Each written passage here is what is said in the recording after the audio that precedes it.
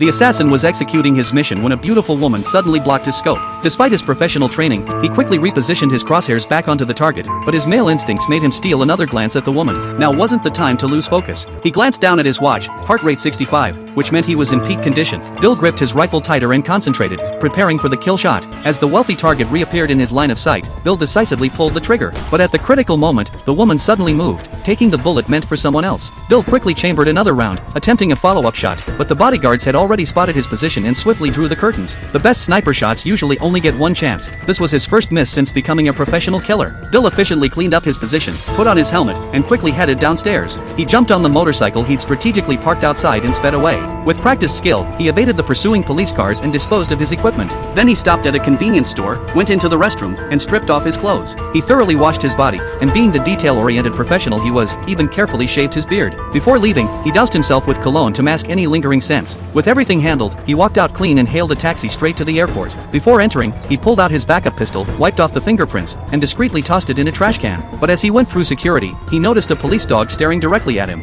Even though Bill had cleaned himself thoroughly, he wasn't about to underestimate a dog's sense of smell. He made the split-second decision to abandon this flight, ducked into the restroom, and scrubbed his skin once more, not even overlooking the sink he'd used. In this business, details mean the difference between life and death. He purchased a ticket for a different flight, but just as he was about to board, his boss called. How could this happen? It's unprecedented. It happened. Is that what you suggest I inform the client? It happened. This is a problem. Obviously, it's a fucking problem, to say the least. Bill understood that when you fail to eliminate a high-profile target, sometimes the assassin gets eliminated too. He was now potentially being hunted from both sides. After hanging up, he yanked out his SIM card and crushed his phone to prevent tracking. Even on the plane, Bill remained vigilant, constantly scanning his surroundings. He spotted a man in sunglasses who seemed to be watching him. The moment they landed, Bill used a different fake identity to book a connecting flight. Coincidentally, the sunglasses guy also booked a connection, and they ended up in the same departure lounge. Bill's internal alarms went off. This guy was definitely tailing him. Not willing to take any chances, Bill immediately rescheduled his flight to the next morning and checked into an airport hotel. He ordered room service for dinner, and after confirming it was actually a hotel employee, he cautiously positioned himself beside the door. But Bill wasn't really hungry. He needed weapons. He balanced a glass on the door handle and placed a plate right by the door's edge, so that if anyone forced entry, the glass would fall onto the plate and make noise. He then grabbed the dinner knife, sat in a chair across the room, and turned off the lights. Fortunately, the night passed without incident, and the sunglasses man didn't reappear.